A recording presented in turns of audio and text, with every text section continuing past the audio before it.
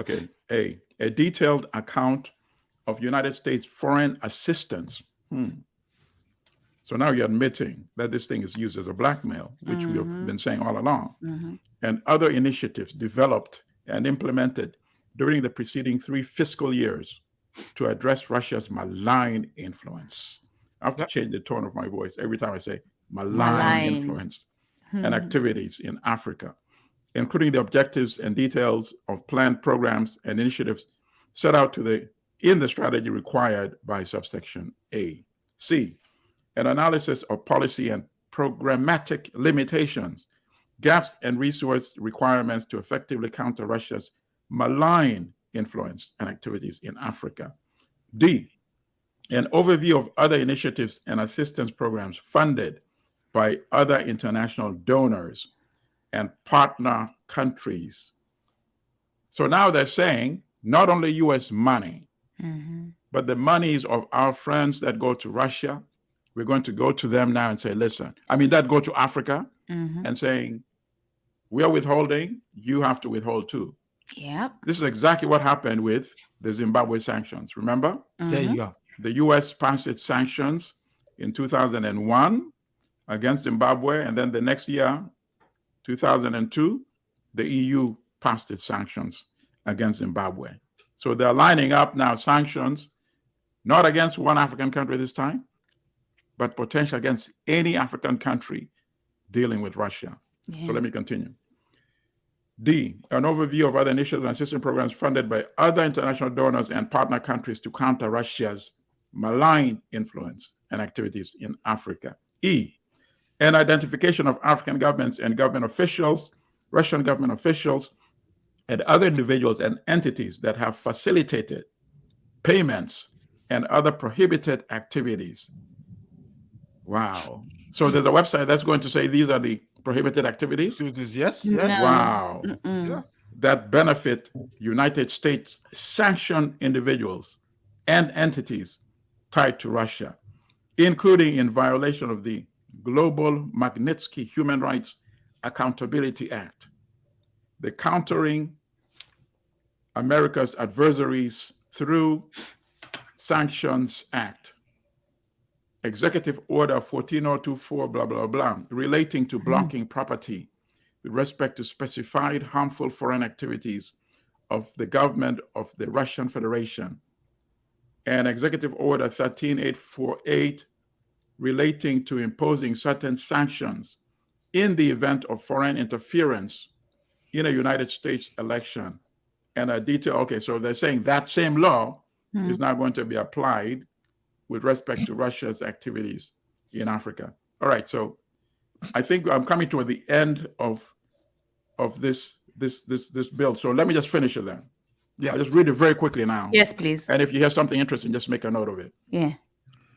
F, an identification of foreign companies and persons that have provided, transportation, logistical, administrative border crossing of money transfer God services. help you if you didn't know you were doing it.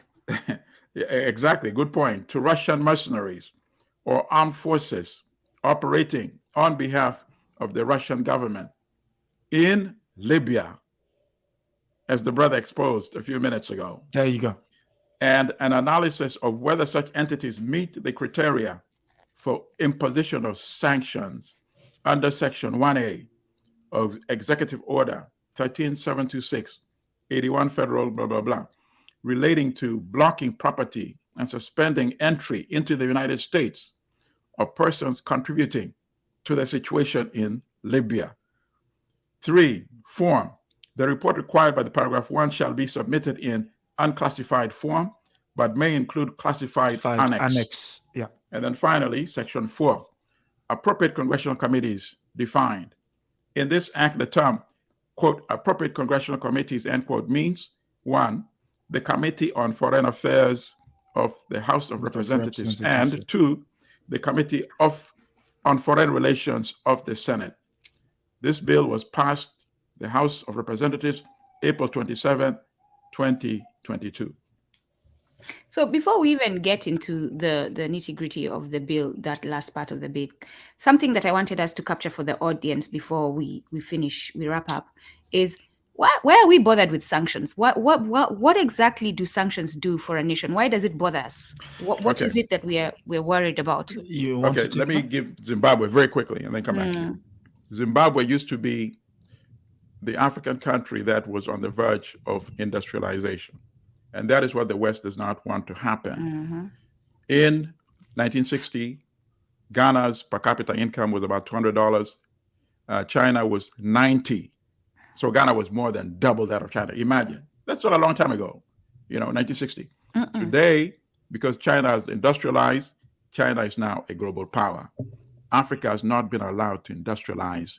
That is why we still sell raw cocoa, raw peanuts or groundnuts, you call it. In other words, we sell coffee, cheap, beans, coffee, tea, whatever, very cheap. Leaves. And then we import manufactured items, and that's why we remain weak. Zimbabwe was on that on the road. So the sanctions, in a way, even though it's to punish the land redistribution, restoring the land to the African descendants from whose parents it was stolen in Zimbabwe, it is also to deindustrialize Africa. That's what sanction does.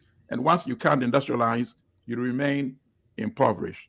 So this is another aspect of that sanction. So I'm glad you raised the question that way. The sanction has removed $21 billion from Zimbabwe's economy. The sanction, as you recall, the hyperinflation of thousands of percent, people needed to go with a whole truck of cash banknotes to buy a loaf of bread. I remember that. We were laughing about it, but it's nothing they funny about using it. the US dollar as their currency.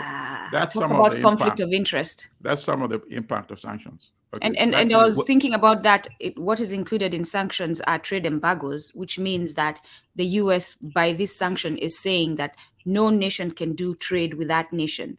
And therefore, they do not make revenue, which ends up affecting their citizens. So that is where you see prices for food going up and prices for gas going up, because you don't have the resources that you need, because you cannot trade with other countries. And therefore, here you are.